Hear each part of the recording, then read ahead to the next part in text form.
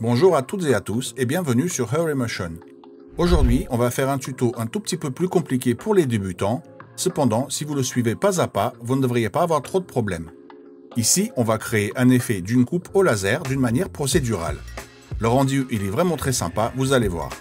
Pour cela, on va procéder en plusieurs étapes en commençant à créer notre titrage.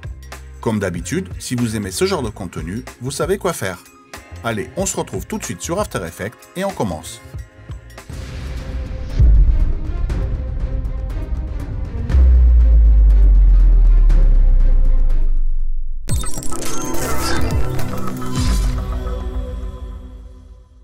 Bien, donc on est sur After Effects. On va tout de suite commencer par la première étape. Donc on va créer une nouvelle composition. Vous la renommez comme vous voulez. Moi, comme d'habitude, je vais renommer ça en rendu pour le rendu final. Pour l'instant, on va prendre les paramètres de base, 1920 par 1080, 30 images par seconde. 6 secondes, ce sera suffisant. On va cliquer sur OK.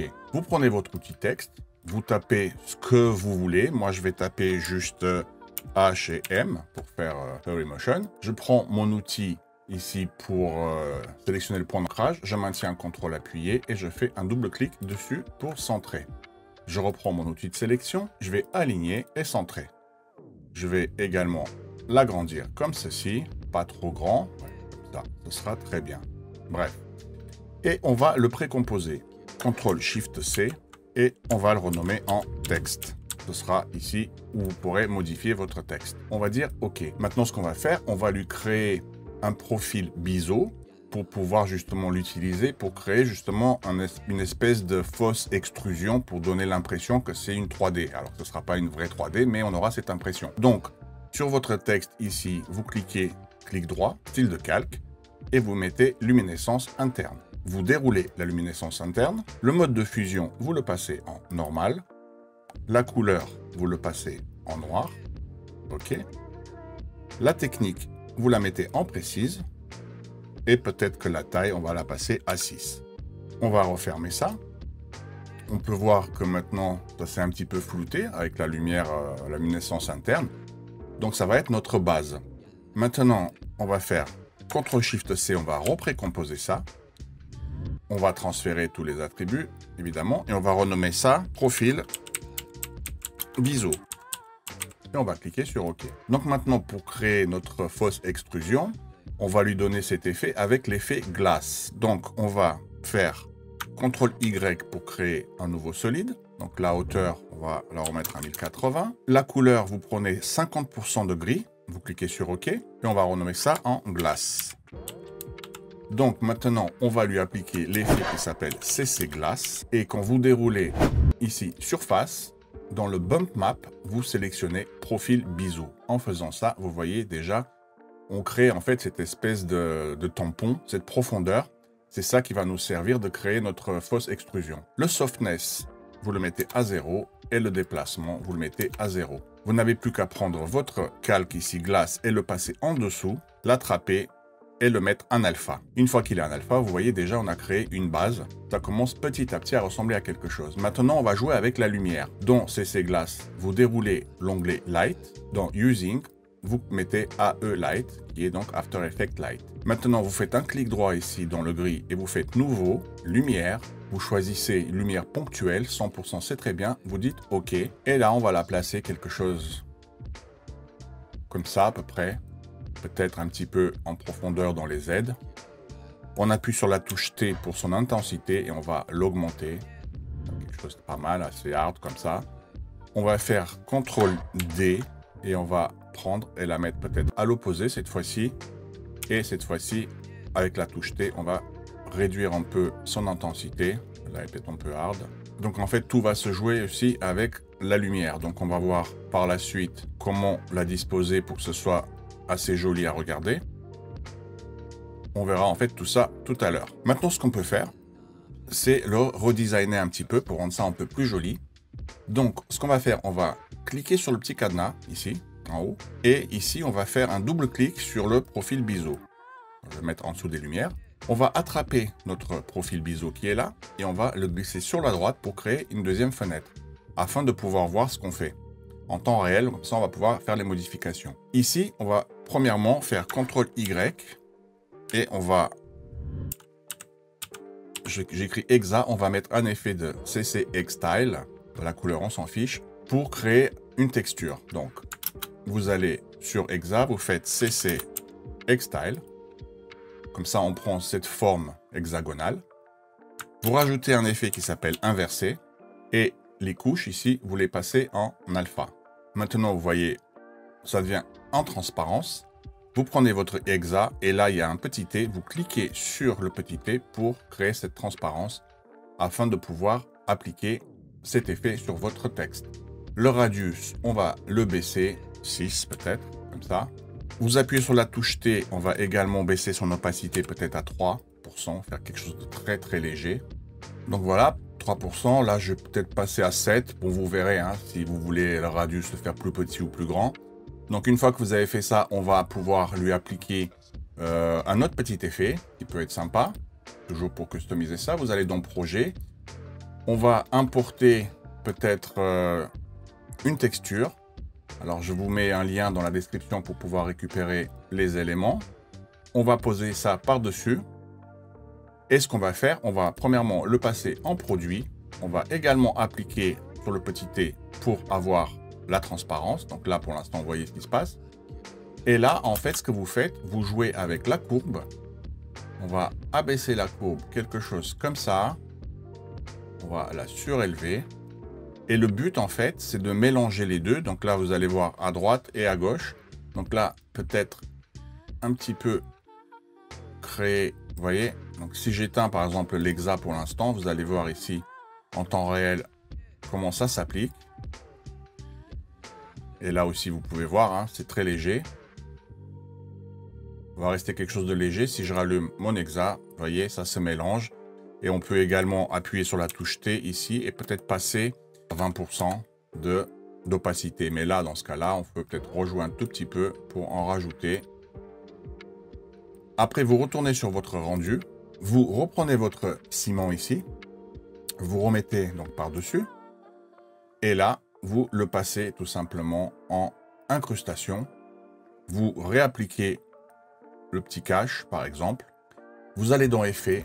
Vous lui appliquez un effet de teinte afin de supprimer toutes les informations de couleur. Et vous pouvez après tout simplement rejouer un peu avec la courbe.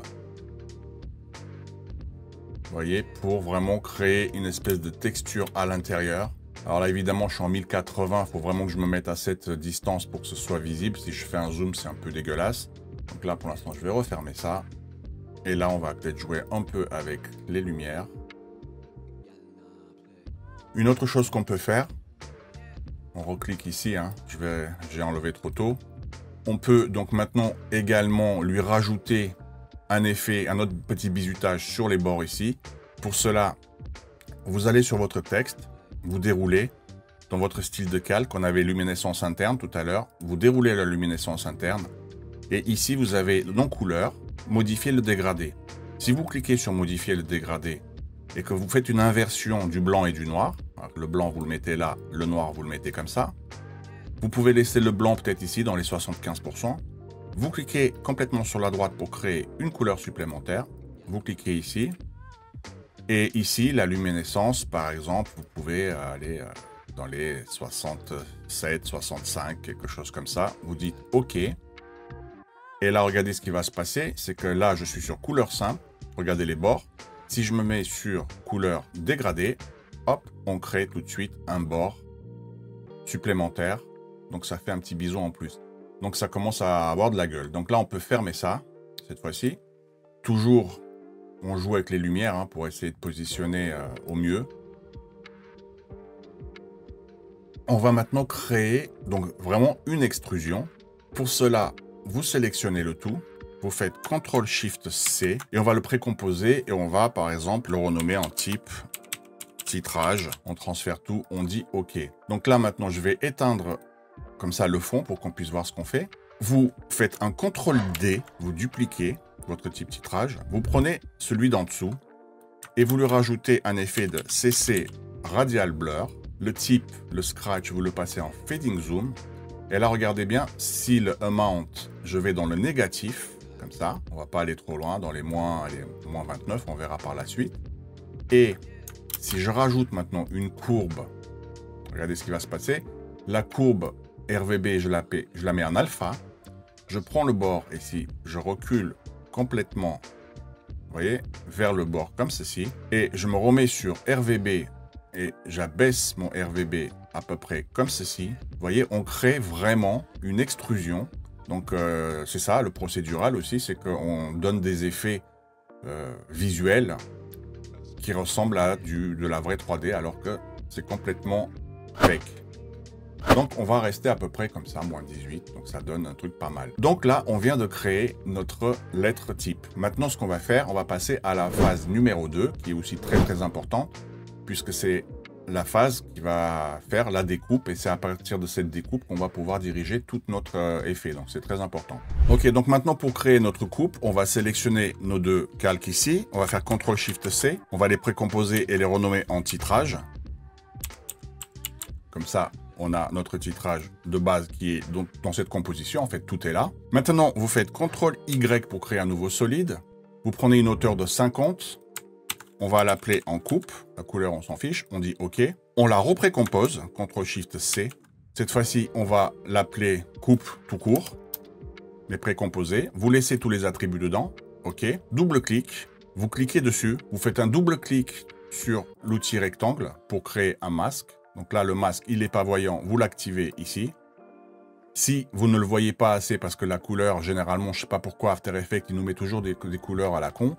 Vous cliquez ici et directement, vous le passez peut-être en rouge pour que ce soit plus voyant. Vous voyez, on le voit mieux.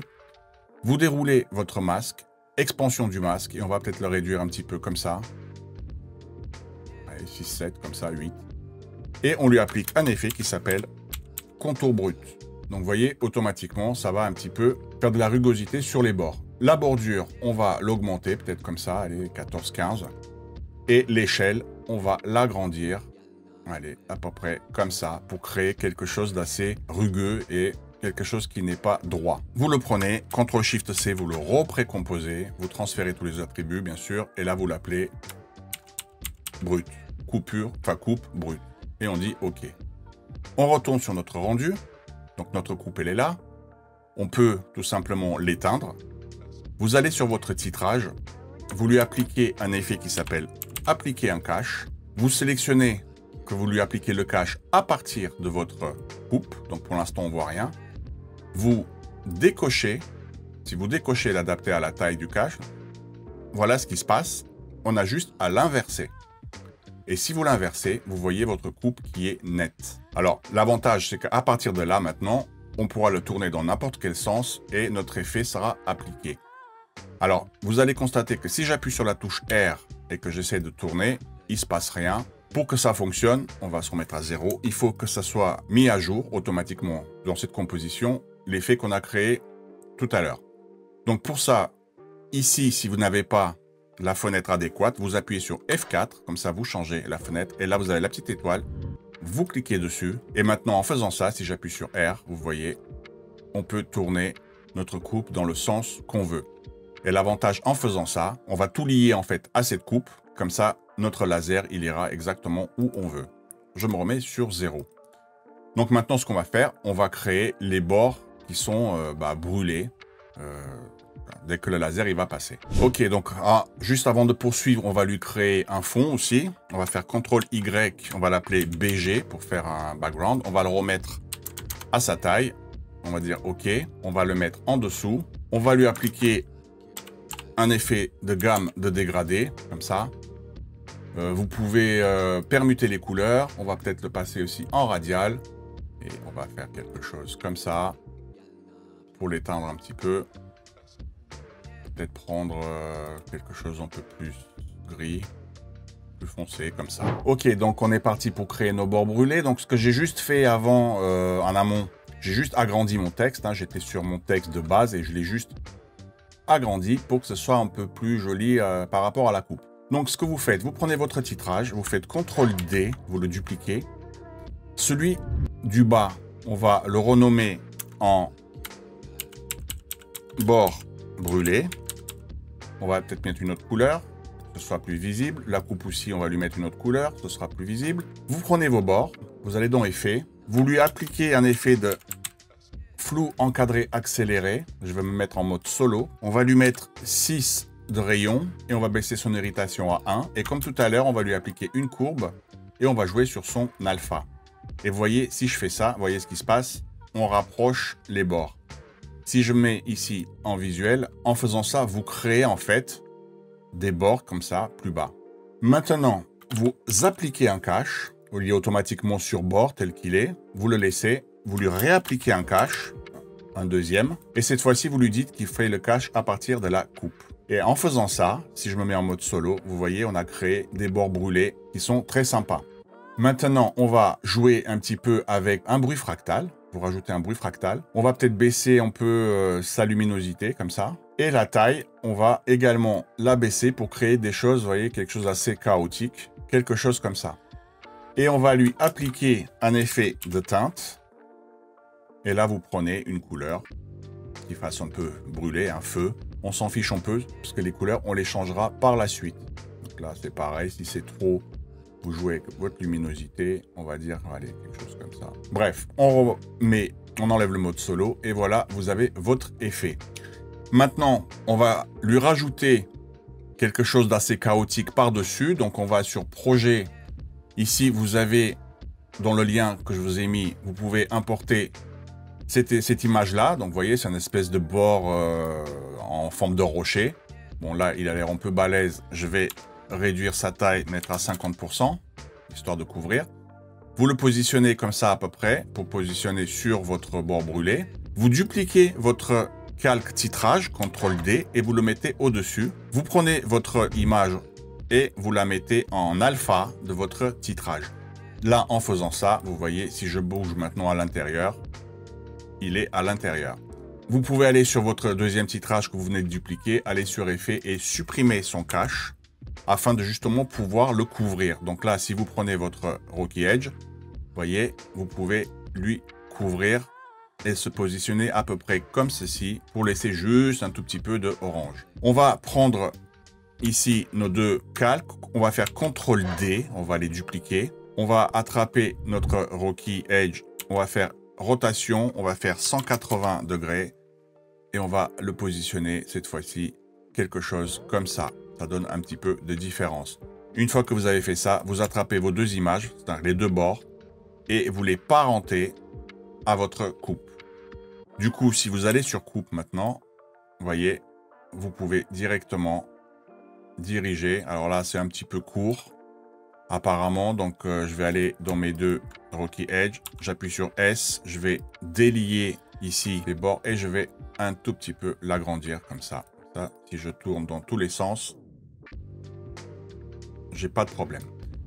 Voilà, donc ça, c'est pour la création de nos bords. On se remet à 0. Et maintenant, on va voir l'étape suivante pour la création de notre laser. Ok, donc maintenant, pour créer notre laser, on va utiliser un petit plugin qui s'appelle Saber de chez Video Copilot. Alors, la plupart d'entre vous, je pense que vous l'avez déjà. Si vous ne l'avez pas, je vous mets un lien avec un petit packaging, avec tout ce qu'il y a à prendre, toutes les textures et tout ce qu'on a rajouté. Vous pourrez le récupérer, je le mettrai dedans. Sinon, je vous mettrai le lien directement pour le récupérer gratuitement. On va se mettre au-dessus, on va faire CTRL-Y pour créer un nouveau solide. On le renomme Saber, on clique OK, on prend notre effet et on lui applique l'effet Saber.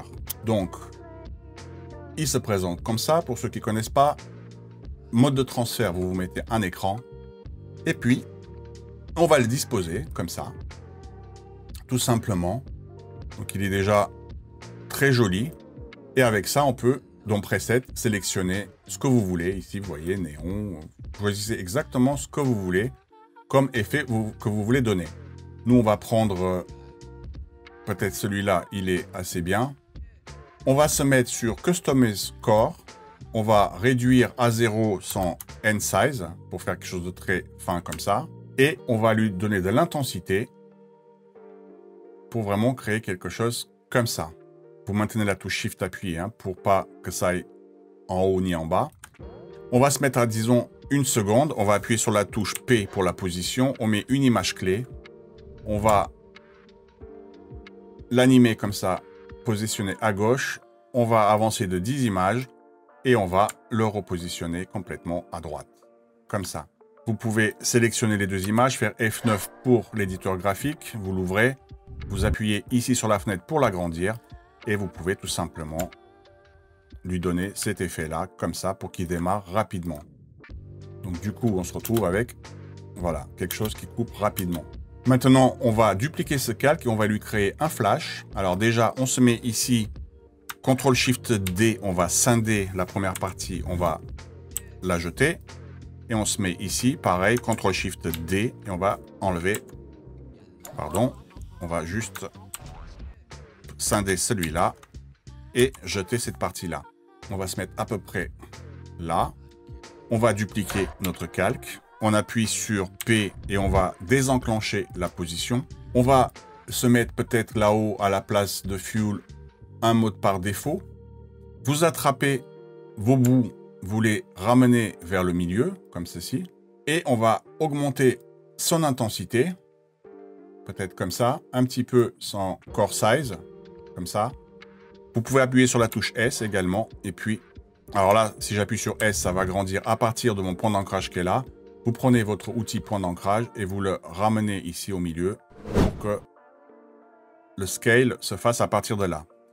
Donc là, si vous appuyez sur S et que vous agrandissez, on va faire quelque chose comme ça pour créer un joli flash. Vous pouvez également descendre en bas dans Render Settings, vous l'ouvrez. Et ici, vous avez Gamma, vous abaissez un peu le Gamma comme ceci pour bien éclairer, faire un joli halo. Bref, et lui, vous le faites que sur une seule image. Donc, vous vous mettez au début, vous faites page bas pour avancer d'une image, comme ça. On a un flash qui apparaît, c'est très rapide, mais ça a le mérite d'exister. Voilà, les amis. Maintenant, pour créer à partir d'où ça va se casser, enfin, ça va brûler, on va voir ça tout de suite. Ok, maintenant, pour faire la partie coupe, pour que ça apparaisse une fois que ça transperce, c'est pas très compliqué. On va se mettre ici, à peu près. Vous allez attraper vos deux Rocky Edge et vous allez les pousser jusqu'ici. Donc, en faisant ça, vous voyez nos edges là, nos bords, ils ont disparu. Pour que notre coupe disparaisse également, donc on se remet également ici. Vous allez sur votre composition coupe, celle qu'on a créée tout à l'heure, vous savez, la base. Et également, vous la réduisez à ce niveau-là. Du coup, maintenant, si vous mettez au début, vous voyez, on n'a plus notre coupe. Et là, boum, arrivé là. D'ailleurs, même le flash, on va peut-être à l'impact, peut-être le bouger ici. Voilà. Alors, une fois que vous avez fait ça, surtout, n'oubliez pas d'attraper vos deux sabers et de les relier, les parenter à votre coupe. Comme ça, si vous appuyez sur R avec votre coupe, vous pouvez, voyez, directement changer le sens. Donc, on va se remettre sur 0. On va se remettre ici. Maintenant, si on veut changer les couleurs, là, on est sur du feu, hein, c'est orange. Là, le flash, il est bleu. Mais si on veut tout uniformiser, on va créer un solide et on va lui appliquer un effet qui va diriger, un peu comme le paramètre de glissière qu'on avait utilisé déjà dans un précédent tutoriel. Là, on va utiliser un paramètre de couleur. Ça va être ce calque de couleur qui va diriger toutes les couleurs. Donc, en changeant une seule couleur, tout va s'appliquer. Donc, on va voir ça tout de suite. Alors, pour diriger notre couleur, comme je viens de vous le dire, on va se mettre sur notre calque coupe, ici, et on va lui appliquer un effet donc, qui s'appelle Color Control. Alors, je dis en anglais, mais si vous allez dans Effet, et vous allez ici dans Options pour expression, et vous faites Paramètres couleur, voilà. Là, vous choisissez, je sais pas, on était sur du orange, hein, ok. Et toutes les couleurs qu'on va utiliser ici, c'est-à-dire là, c'est de l'orange et du bleu, on va tous les uniformiser. Donc, pour ça, on va mettre d'abord un petit cadenas ici pour qu'on va bloquer cette fenêtre-là. Et on va dans toutes les autres, en commençant par les bords brûlés, par exemple. Je vais surélever ça, vous allez comprendre. On va dérouler. Effet. Là, vous avez teinte, vous voyez. Vous faites Alt-gauche-clic sur le chronomètre.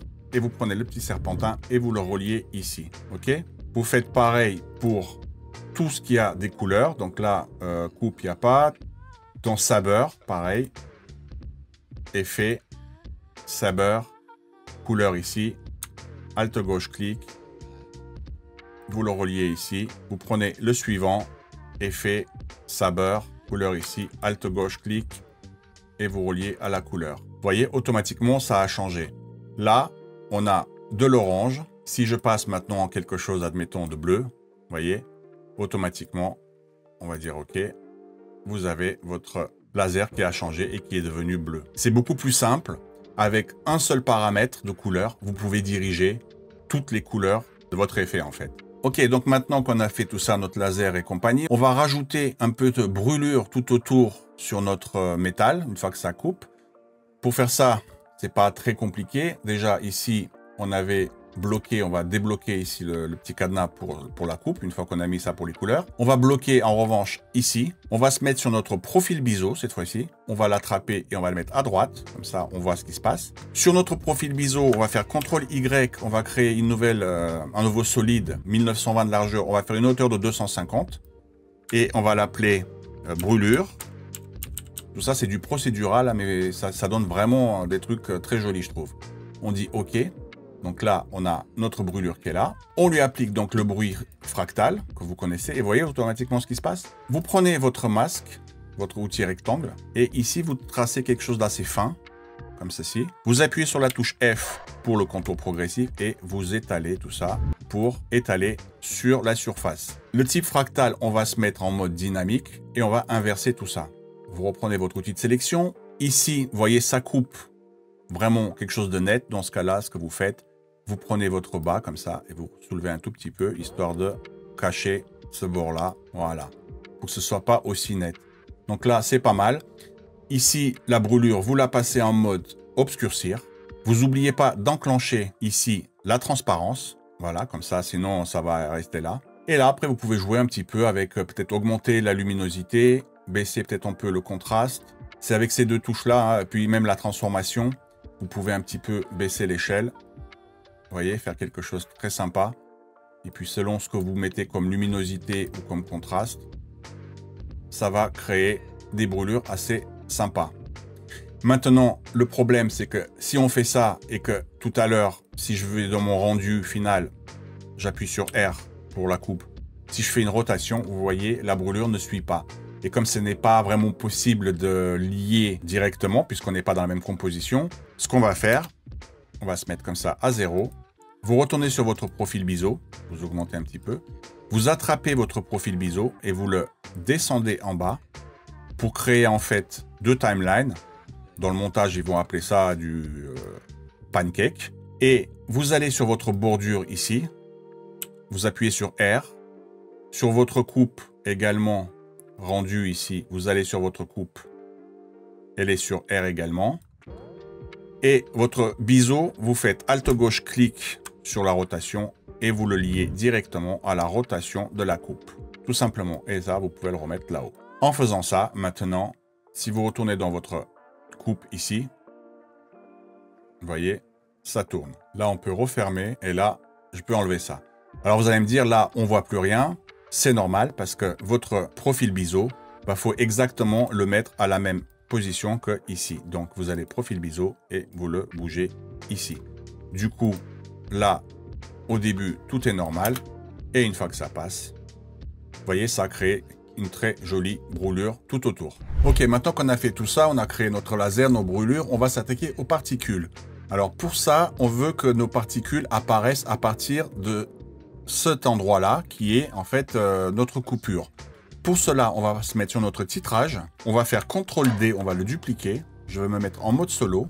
Donc nous, ce qu'on veut, c'est qu'ils viennent à partir de cette coupe. Là, si je inverse notre cache, on a exactement ce qu'on veut. Donc, ça va se briser à partir de ce calque-là. On va maintenant lui rajouter un effet qui s'appelle CC Pixel Poly. Là, évidemment, il va démarrer au début. Regardez ce qui va se passer. Si je me mets là, si j'éteins mon appliquer un cache, voilà ce qui se passe. Nous, notre but, c'est de le faire démarrer au point d'impact. Donc, vous vous mettez au point d'impact et vous allez décaler le start time. On va le décaler, vous voyez. J'étais trop loin. On va se mettre, allez, à 1, c'est pas mal. Et là, si je rallume appliquer un cache, voilà ce qui se passe. Donc, du coup, maintenant, on peut jouer sur l'espacement de notre grille, là. On va le baisser un petit peu. On va peut-être se mettre comme ça, 10, 12, on se mettra à 12. Et on peut jouer avec, maintenant, la direction l'aléatoire, un petit peu avec, par exemple, l'aléatoire de la vitesse et également avec un petit peu la force. Donc voilà, ça c'est notre point de départ. Si j'éteins maintenant, je reviens en mode normal. Voilà ce qui va se passer. Vous voyez, ça brise. Maintenant, pour rendre ça un peu plus joli, on va voir ça dans l'étape suivante. Ok, donc maintenant qu'on a fait tout ça, notre but c'est de pouvoir relier nos particules au reste de notre effet, c'est-à-dire la rotation, que ça puisse bouger dans le sens qu'on veut. Alors là, je m'explique. Pour commencer, vous prenez votre titrage là qu'on a doublé tout à l'heure, vous le renommez en particules. On va lui donner une autre couleur. On va se mettre à aller en vert. On va le mettre au-dessus, en dessous des deux sabeurs. Là, vous voyez qu'on a Force Center et on peut jouer sur les positions. Donc, c'est-à-dire que là, vous pouvez l'amener, vous voyez, dans un sens, dans l'autre, en haut, en bas. Nous, notre but, c'est de pouvoir le relier à notre coupe pour qu'on puisse faire une rotation. Là, moi, je me positionne à peu près comme ceci pour avoir, vous voyez, que ça est dans ce sens-là, dans le sens de mon laser. Là, ça descend vers le bas. C'est une histoire de gravité. La gravité, on va peut-être la baisser à 0,10. Comme ça, on va l'égaliser. Là, ça va dans le sens que je veux. C'est un peu large. Je peux jouer également sur sa rotation. Pour faire quelque chose comme ça. Vous jouez hein, après sur le randomness ici, sur l'aléatoire. Donc là, pour l'instant, c'est pas mal. On va rester comme ça. Un tout petit peu jouer également sur mon point pour le relever un peu. Donc le but c'est que ce point là soit maintenant lié à notre coupe pour pouvoir faire la rotation. Comme ici dans votre Pixel Poly vous n'avez pas d'option rotation, bah, il va falloir qu'on triche comme tout à l'heure. Donc on va se mettre sur coupe, ça on va fermer, et comme on a utilisé un paramètre de couleur, on va lui rajouter un effet qui s'appelle option de par expression, et on va faire ici paramètre point d'effet. On va mettre le petit cadenas pour bloquer cette fenêtre. Vous allez sur vos particules, vous déroulez. Et ici, donc Pixel Poly, donc Force, Alt gauche clic, et on va relier ici à notre point. Du coup, en faisant ça, pour l'instant, vous voyez, ça ne suit pas parce que ça n'a pas mis à jour. Ce qu'il faut, c'est maintenant, par rapport à mon point ici, le mettre à peu près au même endroit que tout à l'heure, mon point d'origine. Donc, en faisant ça, voilà. Donc là, ça suit. Ça, c'est la première chose. Maintenant, si vous allez sur coupe et vous appuyez sur R, et si je fais une rotation, vous allez constater que, vous voyez, ça tourne, mais ça ne suit pas. Parce qu'il perd, en fait, dans sa position, dans le monde, là, il perd sa position, il n'arrive pas à se mettre à jour.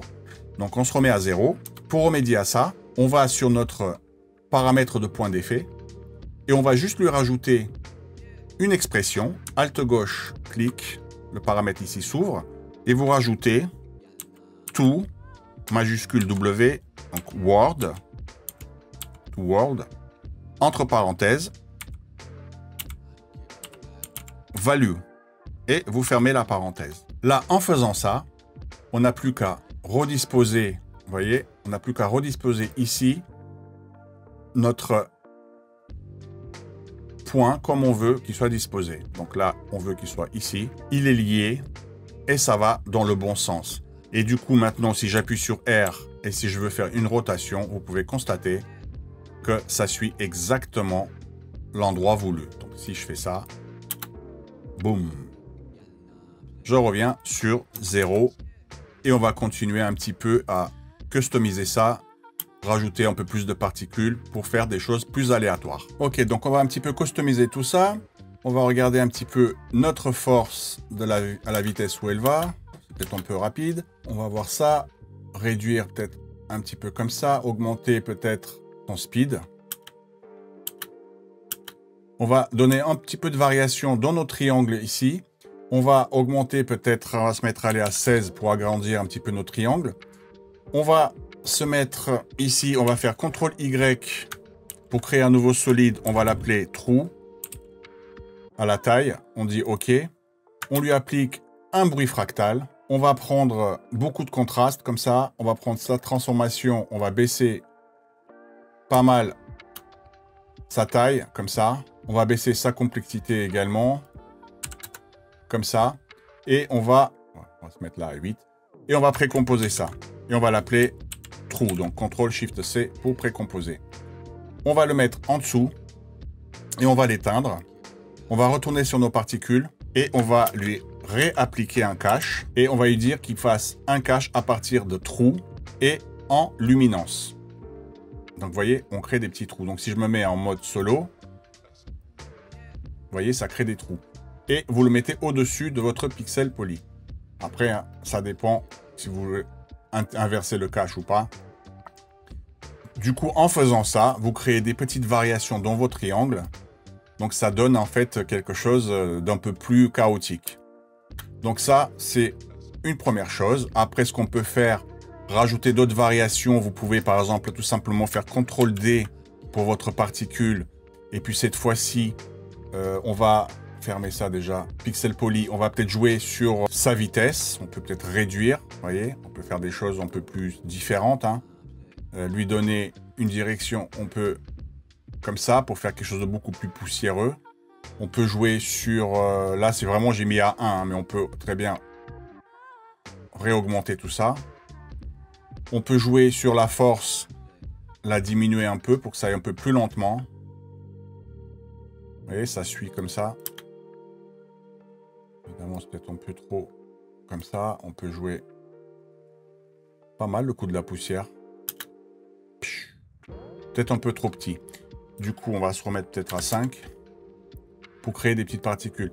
Vraiment, c'est là que tout se joue. Hein. Vous pouvez jouer avec, vous voyez, avec la direction, avec la vitesse. C'est vraiment à vous de voir comment vous voulez jauger. Et du coup, bien sûr, il ne faut pas oublier de les lier à votre coupe. Une autre chose qu'on peut faire, c'est créer des petits sparks ici, c'est-à-dire des petits bouts qui vont prendre la couleur, qui vont briller. On va redupliquer à nouveau ça. On va lui ajouter un effet, je vais me mettre en mode solo. Je vais lui rajouter un effet donc de teinte. On va prendre comme ça pour l'instant. Et on va lier, on va sur notre coupe ici, on va mettre le petit cadenas. On va ouvrir le paramètre de couleur. On va sur notre particule 3, on va la renommer peut-être en Sparks. On va le dérouler, effet, teinte. Et on va prendre notre teinte ici, Alt gauche clic, et on va le relier à notre couleur de base ici. On dit OK. Du coup, on va enlever ça. On va enlever ça. Voilà. Maintenant qu'on a créé nos petites particules comme ça, on va enlever le cadenas ici. On va revenir sur nos Sparks. On va dérouler notre pixel poly. Et on va peut-être jouer un petit peu sur ces variations. Une fois de plus, tous ces réglages, c'est vraiment à voir, un peu à bidouiller. Voilà, ça commence à prendre de la gueule. Par contre, c'est bizarre que ma barre ici, elle s'est barrée, ma barre bleue. Mes bords brûlés. Ouais, ça a dû bouger tout à l'heure. On va se mettre comme ça. Ok, c'est très bien. Maintenant, on va continuer. Après, si vous trouvez qu'il y a un peu trop de... Si je me mets sur Sparks, là, s'il y en a un peu trop, vous pouvez lui appliquer un effet pour faire un peu aléatoire. Un effet de damier. Ouais, c'est juste de damier comme ça. Vous passez en mode modèle alpha. En fait, vous voyez, ça fait des petits damiers.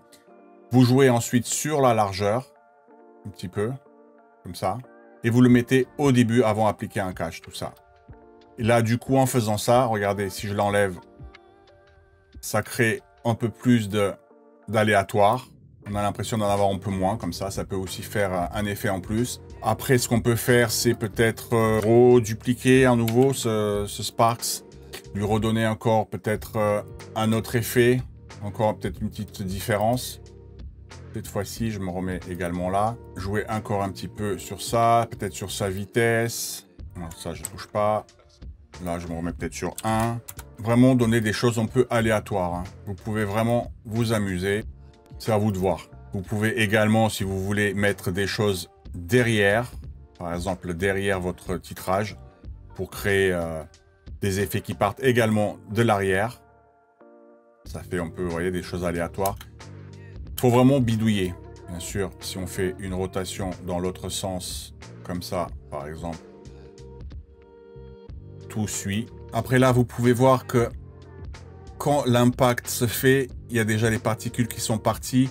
Pour que ce soit un peu plus réaliste, ce qu'on peut faire, c'est vous attrapez donc toutes vos particules, vous les mettez ici, comme ça. Donc, en faisant ça, vous voyez, ça bloque ici. Donc, ce qu'il faut, c'est rejouer sur son temps. Donc, on va aller ici, dans le set start time. Et on va un petit peu jouer dessus pour qu'il démarre peut-être un peu plus tôt. On va essayer comme ça. Voilà, il est là. Bon, 0.10.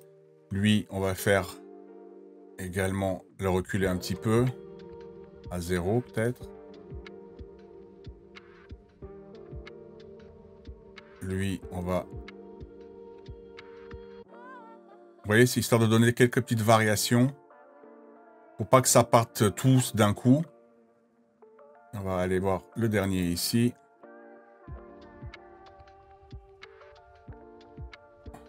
Voilà. Comme ça, vous voyez, ça part. Il y a des variations.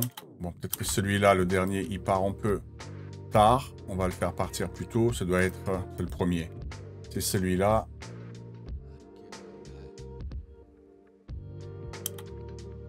On remet peut-être à 0. C'est pas mal. Alors, ce que vous pouvez faire également, c'est rajouter un petit flou de mouvement.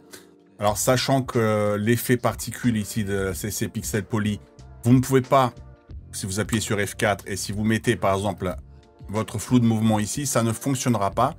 Puisque pour que ce flou de mouvement fonctionne, il faut qu'il y ait un mouvement dans la position. Vu qu'ici, on n'a aucun mouvement dans la position, ça ne fonctionnera pas.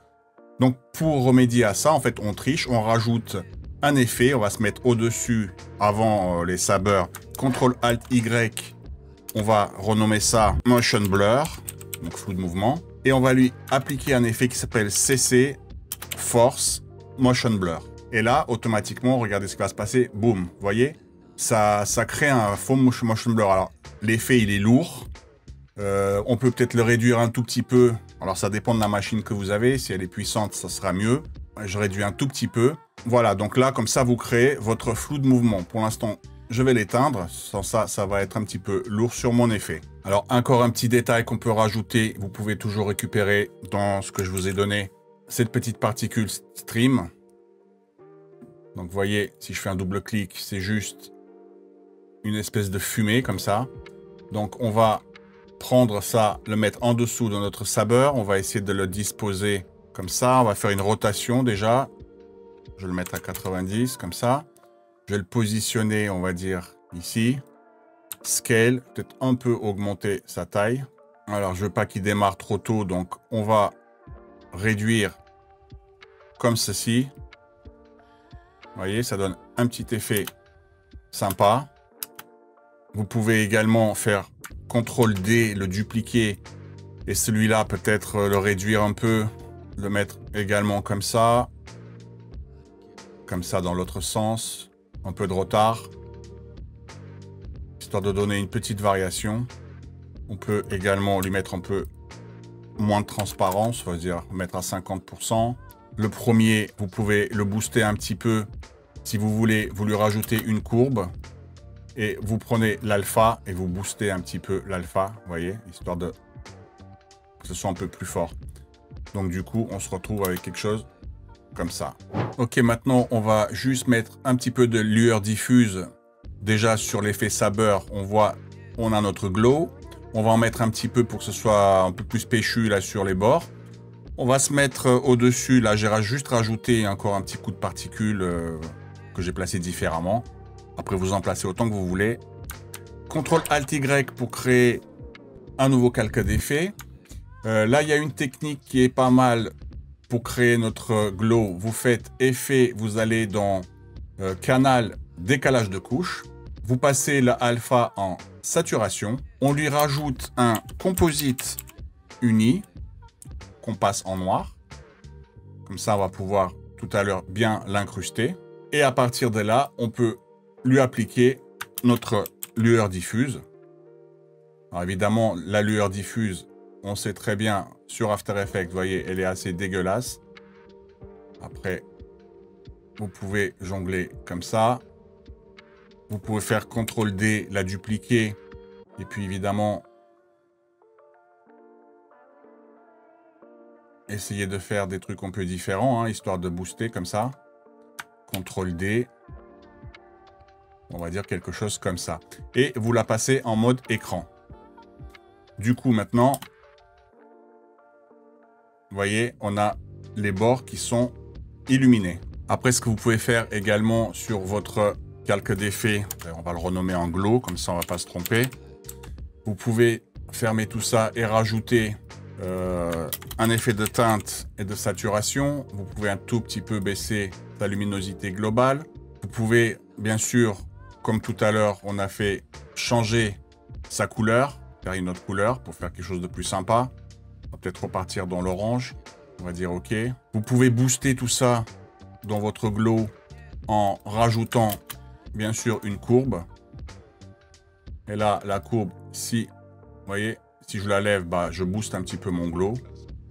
Sans non plus trop en abuser. On va se mettre comme ça. Bien sûr, vous n'oubliez pas non plus de lier vos particules, c'est-à-dire votre fumée, à votre calque de coupe. Comme ça, du coup, si vous allez sur votre calque de coupe et vous faites rotation, bah, ça va suivre, vous voyez, tout simplement. Une autre chose qu'on peut faire, c'est donner un mouvement de caméra comme un tremblement dès qu'il y a l'impact.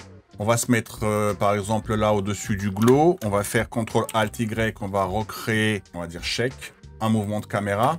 On va utiliser l'effet paramètre de glissière et on va rajouter un effet de transformation, ici. Et en fait, c'est la position qu'on va lui mettre un effet de wiggle. Donc, on va se dire que, à partir de là, hein, comme ça, on va mettre ici, Alt-gauche-clic, sur la position, on va taper wiggle et puis vous choisissez la force, je sais pas, on va mettre quelque chose comme, allez, peut-être 8, virgule, et au lieu de rajouter la deuxième chiffre, vous prenez votre petit serpentin et vous le reliez à curseur. Et arrivé à la fin, donc, vous refermez une parenthèse. Pardon, elle était déjà refermée.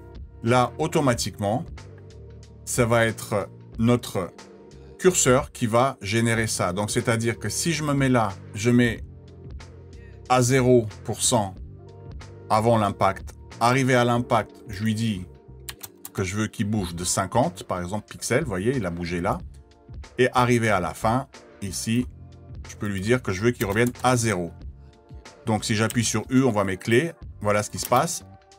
Vous voyez, ça fait un petit tremblement. Après, vous allez me dire, là, on a des bords qui sont noirs. Ça, c'est pas compliqué. Vous rajoutez un autre effet de juxtaposition directionnelle. On va le mettre devant tout, comme ça, en première position. Et on va augmenter tout simplement son hauteur. La largeur de sortie, j'ai abusé. On va dire 125, 125. Comme ça, ça va tout nous... et on va surtout faire contour miroir. Voilà, vous cliquez ça. Comme ça, en fait, ça recrée des pixels. Voilà. Vous voyez, ça nous crée un petit shake. Boum. Voilà.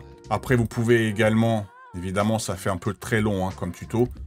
Déjà, vous pouvez également remonter votre coupe en premier plan. Comme ça, vu qu'elle est éteinte, en plus, on peut plus facilement diriger ce qu'on veut comme couleur. Ici, on fait CTRL-K, Alt-Y, on recrée, par exemple, CC pour correction colorimétrique. Ici, vous pouvez, par exemple, maintenant jouer encore avec une courbe. Donc, pour, comme d'habitude, hein, jouer un petit peu, relever les contrastes et la luminosité. Vous pouvez jouer avec une teinte, par exemple, la baisser vraiment, genre comme ça, pour adoucir. Hein, je sais pas, peut-être à 15. La courbe, on va la mettre en dessous. Vous pouvez également rajouter un petit bruit, hein, comme d'habitude, peut-être à 5-6%, vraiment pour créer quelque chose de sympa. Après, si vous voulez, comme d'habitude, vous rajoutez des bar scopes, si vous voulez pas, vous en mettez pas. Voilà. Alors, un dernier détail pour finir ce tuto qui est déjà très long. Pour ceux qui veulent aller un tout petit peu plus loin et faire un peu plus de déformation ici sur le métal. Tout à l'heure, je ne sais pas si on l'a fait, on a vous vous rappelez, on avait pris notre profil biseau, on l'avait mis en bas comme ça. Et ici, sur notre rendu, on avait notre coupe qui est là. On avait R. Donc, si je clique là, je vais mettre le petit cadenas. Et on avait relié notre rotation de notre brûlure ici en faisant un Alt gauche. On l'avait relié à la rotation ici. Maintenant, sur coupe, ici, vous appuyez sur P pour la position.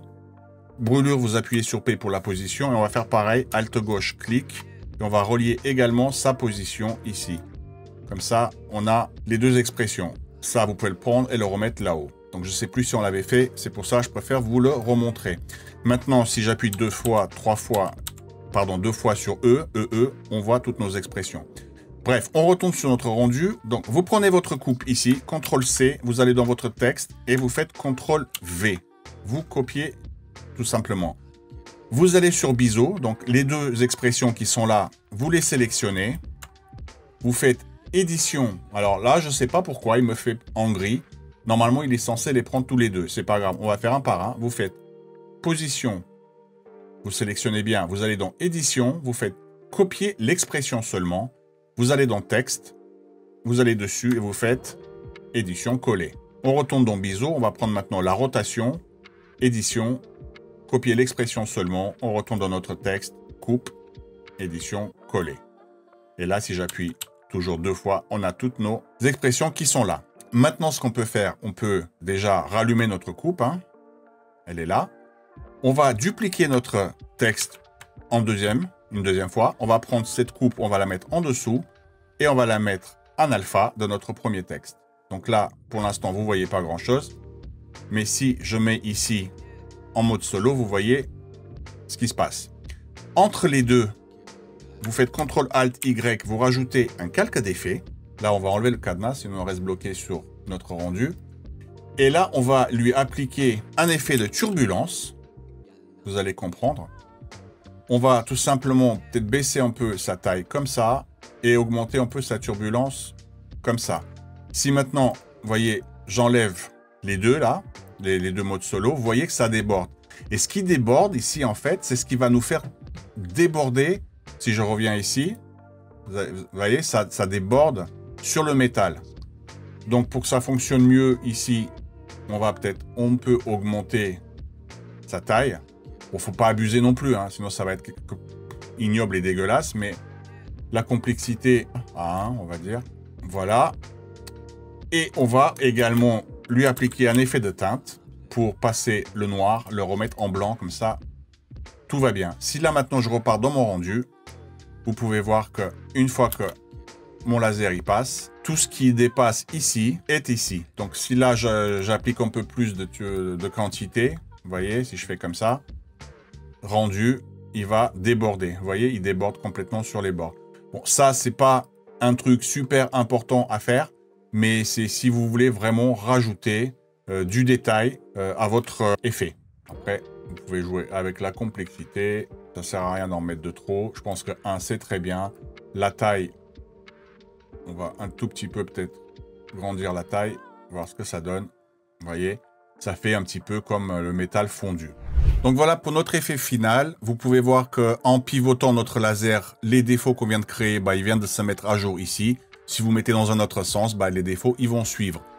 N'oubliez surtout pas de réallumer votre motion blur, hein, votre flou de mouvement, si vous voulez créer ce petit effet-là de motion blur. Sinon, vous pouvez laisser tel quel. Voilà, c'est fini pour ce tuto. Merci de l'avoir regardé. J'espère, comme d'habitude, qu'il vous aura plu.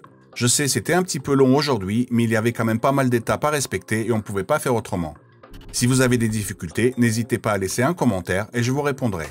Pour ma part, je vous dis à bientôt et vous retrouve la semaine prochaine pour une nouvelle vidéo.